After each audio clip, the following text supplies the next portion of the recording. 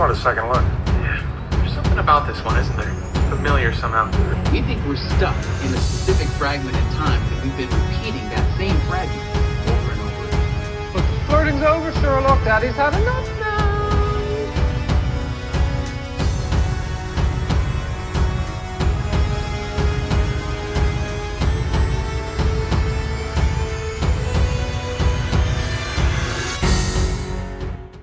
Hello and welcome to You've Seen It Before, TV Reviews and Connections in Mind.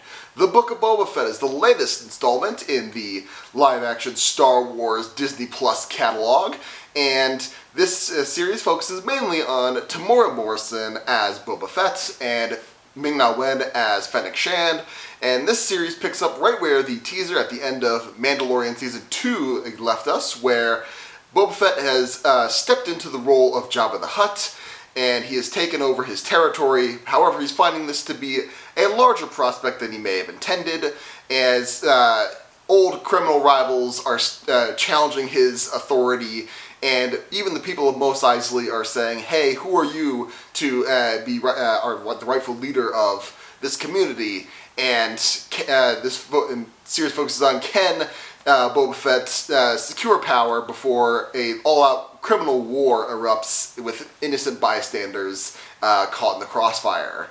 Now, this video will contain spoilers of the Book of Boba Fett. I'm going to try to keep them spoiler-free for the first bit before I give my letter grade, and then I'm going to get into full spoilers at that point. So, just so you know, there will be spoilers later on in this review.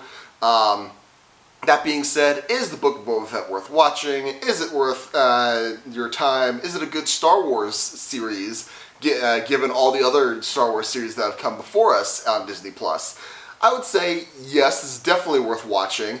However, this series does suffer from a bit of a marketing problem, because, like I said, this series is called The Book of Boba Fett. It's supposed to focus on Boba Fett, and for the first 4 episodes, it does. It actually does fill in some of the gaps, and you know, at the what they really should have done, and they didn't do this time, was they should have released the first 2 episodes on the first day rather than only the first episode, because the first episode I think is kind of slow and doesn't really give us much.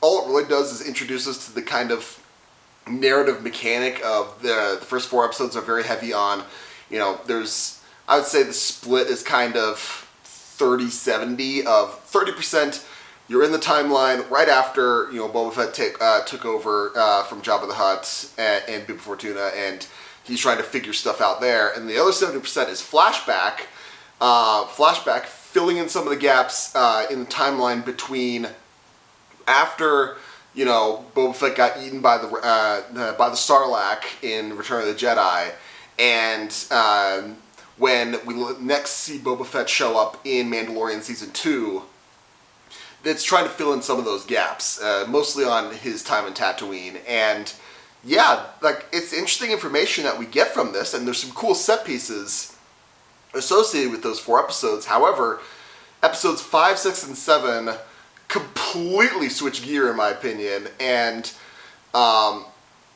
I mean, this is sort of a spoiler, and I can't really get around it, so without getting into really details, all I can say is at this point, it turns into Mandalorian Season 2.5 in the last 3 episodes. Yes, the Mandalorian does show up, and really episode 5 is focused solely on the Mandalorian. I mean, Boba Fett doesn't even show up in that episode. Episode 6, Boba Fett shows up by the very end, and he doesn't even say a line. This is why I say there was a marketing problem with this series.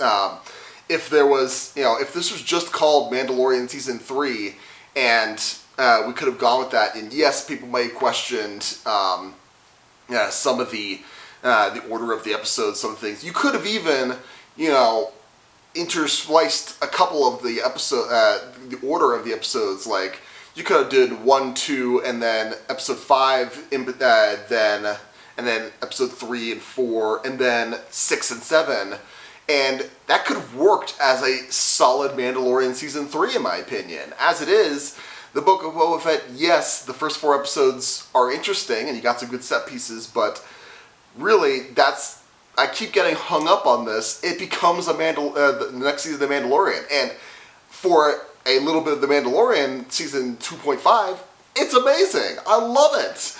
But judging it as, we were given told we were going to get the Book of Boba Fett and we're going to be given Boba Fett's story, it's a bad sign when another character has essentially hijacked your main character's story. And like I said, that's a flaw. I don't think there's any way around that. That being said, the production design, amazing for the most part. We'll get into that in the spoiler review portion. The characters, pretty great. Again, for the most part. The story beats, I like the information that we're given. I love the plot twists associated with them. I like how it does set things up for a true Mandalorian Season 3, which I think we'll probably be getting, by December of this year, hopefully.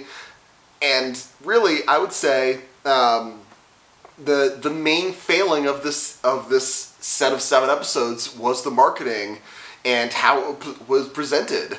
And, maybe that will go away as, time goes on. And I would not be shocked if, you could, in my opinion, you could cut the first 4 episodes, split them off into their own, as that's the Book of Boba Fett, and then attach the last 3 episodes onto the beginning of Mandalorian Season 3, and you would lose nothing. I mean, seriously, you do not need anything that's set up in the first, 4 episodes of the Book of Boba Fett in digesting anything that goes on in the last 3.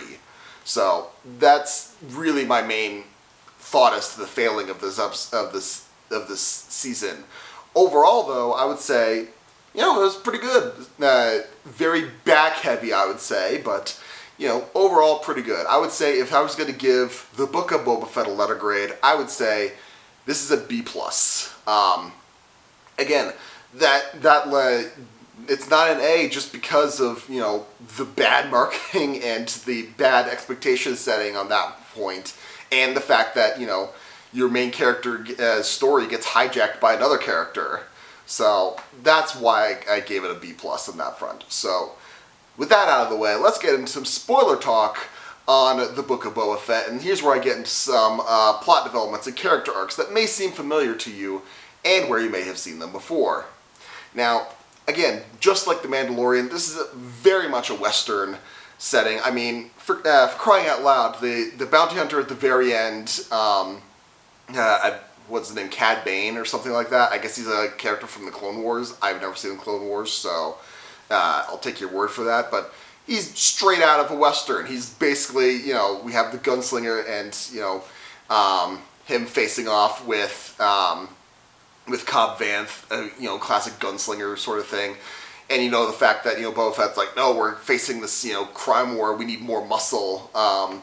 It's very reminiscent of old Westerns, kind of like, the Magnificent Seven or something like that. Once Upon a Time in the West sort of thing. These are the sorts of things that, we've seen this in The Mandalorian, and we've seen it now, and these are good tropes. I love that, these are, the Western genre, was overplayed in the 50s, but now that we've given it a Star Wars skin, essentially, it's finding new life. I love that element of it. So, you see that all throughout this. Like I said, the set design, very Western, and the characters are very Western. The only thing that I think is really out of place is the Vespa biker gang that shows up in episode, 4 or something, and really that just was so out of place, and that speeder chase was so slow, and it made me think of Space Mutiny, and not in a good way, when they're driving on the floor sweepers as trying to pass it off as like a high-speed, high-action chase. It really felt like that, and that was another thing. I was like, oh, that really didn't work. But that was the exception rather than the rule as far as like action set pieces go. Because the rest of it, the train heist in episode 2 with the Tuskens, amazing. When we finally get the payoff of giant Droideka versus Rancor, that was spectacular. And I mean, as someone who is, you know, I would consider my love of Phantom Menace as a guilty pleasure, but I've always loved the Naboo Starfighter, and the fact that, you know, Mando's new ship is a Naboo Starfighter, excellent.